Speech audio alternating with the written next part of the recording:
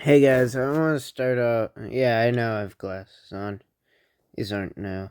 I want to start off this video by asking for you guys not to put slurs and swear words in the comments. Thank you. Alright, let's get into it. Can anyone watching this video right now explain at which point exactly did people start to believe Paul died in 1966? I've read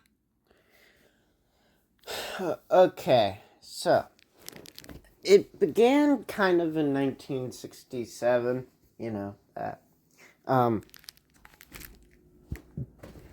but my mind says December of 1966 because of this one article that says it's not true that Paul McCartney had, like, for some reason, like, slid on ice or something in London and died. I don't know. It's just, yeah. so much lore about this rumor, but I just don't know why it even became a thing. Because apparently, Paul had some health issues earlier that year. And that's it. No, really, it's so confusing, especially because the theory itself is very well put together. I know it sounds silly, but please, take the time to read some of the connections fans made. It's it's very well put together. This isn't, like, contributing to conspiracy theory, it's just me commenting. This video is just gonna be me commenting on it and talking about it. This might be the third video where he has talked about. He has made 3 Paul's Dead videos. Um, um,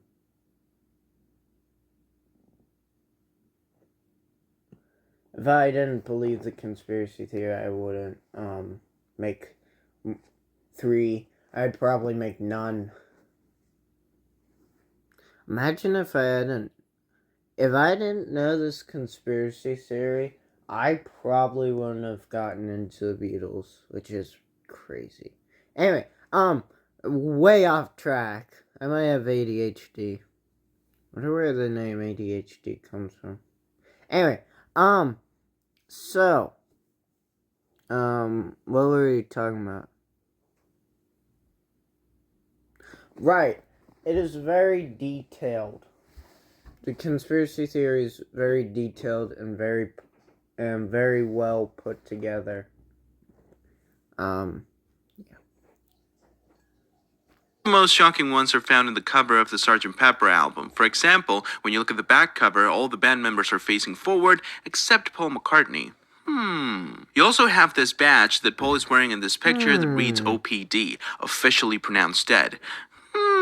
That's one of those ones I don't believe. I believe certain things about conspiracy theory, like everyone. But I hope you guys that don't believe this conspiracy theory can admit that he does look different. Even if this conspiracy theory isn't true, I do believe that at some point he did get plastic surgery and got it again and kept getting plastic surgery because he looks very different. Like, if you look at him in 1966 compared to, like, 1970 or the early 70s, he looks very weird. Like, he looks very different. And you can say that about other times. Yeah, other years. Other thingy things. You even have a whole story made out of some of the lyrics of Sgt. Pepper and the White Album. As the story goes, Paul had an argument with the rest of the band in 1967 and stormed off the studio. While driving, he was distracted. Now, that first part I don't believe in. Because John Lennon, well, it couldn't be the whole band. It could be George Harrison and Ringo Starr, but it could not be John Lennon because at the time he was recording a film, I believe, about World War One, World War Two. I don't know, one of the world wars, and it was in Spain. So, yeah. So I believe that he had an argument with manager Brian Epstein. And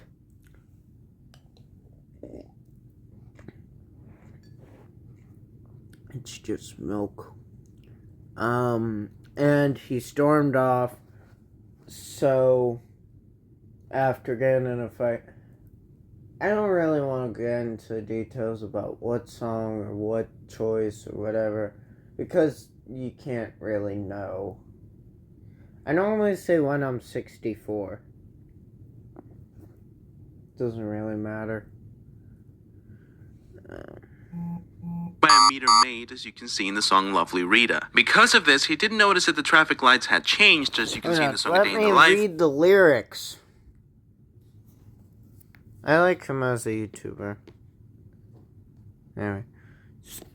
Standing by a parking meter, when I caught a glimpse of Rita, filling in the ticket in her little white book. In a cap she looked much older, and the bag across her shoulder made her look like a military man. By a meter maid, as you can see in the song Lovely Rita. Because of this, he didn't notice that the traffic lights had changed, as you can see in the song. He blew his mind out in a car. He didn't notice that the light had changed. I'm not trying to sing this, it's just me reading it. A crowd of people stood and stared. Stared. They'd seen his face before. Nobody was sure that he was really from the House of Cards. That was me singing. Day in the Life, and was involved in a car accident that decapitated him, as you see in. I'm sorry that I doubted you. I might get copyrighted for this, ain't I was so unfair. You were in a car crash, and you lost your hair. Jeez, that's violent. Anyway, very descriptive, I gotta say. You said that you would be late about an hour or two. I said that's alright. I'm gonna stop trying to sing it. I'm waiting here, just waiting to hear from you. Excuse me. So, I think this also shows that Paul had a dream. That he knew of that he was gonna die. Which I believe it's either a part of something. It's either a part of the not the memoir. It's either a part of the memoirs of Billy Shears or the Last Testament of George Harrison. Paul's really dead. I just say Last Testament of George Harrison. Anyway. Song Don't Pass Me By. Still need more evidence? Then how about John Lennon saying... This is a 1-minute video, and I've talked for 8 minutes long.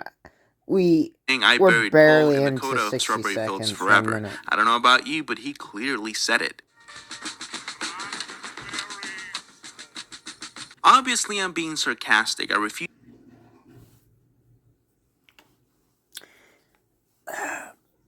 You just need to turn off the volume. But it is very hard to hear. But the thing is, I don't think he said cranberry sauce. Even if he didn't say I buried Paul, which it kind of makes sense, kind of does. Depends if he really buried Paul, which by this it confirms they buried Paul. So, sorry about my hair. Sorry about how close I'm getting to it. But I really, I'm unsure about this. Okay. Used to even begin to believe this really happened, but it seems like a lot of people are on board with it. Which begs the question, if this was true and the Beatles somehow found a perfect Paul McCartney copy... That's the thing. We're not claiming that they found a perfect Paul McCartney copy.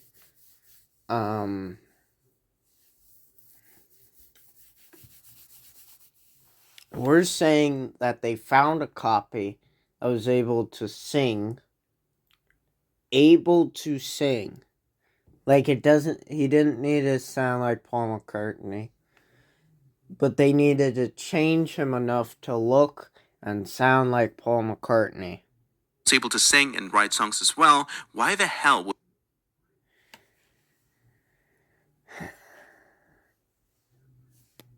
Writing songs, their songwriting abilities are very different. they ever give people hints? I mean, Why one? Well, MI5. Here's the part that sounds like crazy. This is where kind of sounds like someone fell off the rocker. The MI5 said, "Hey, hysteria." A bunch of people are gonna, how do I say this without YouTube saying no? Just no. I'm just gonna say mass hysteria because the next part is very dark. That there was gonna be mass hysteria and bad things were gonna happen. So leaving hints left the Beatles, left the fans of the Beatles with the decision to take the hints and come up with their own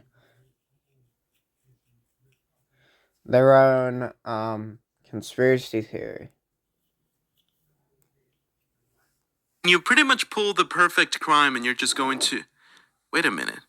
Is he barefoot?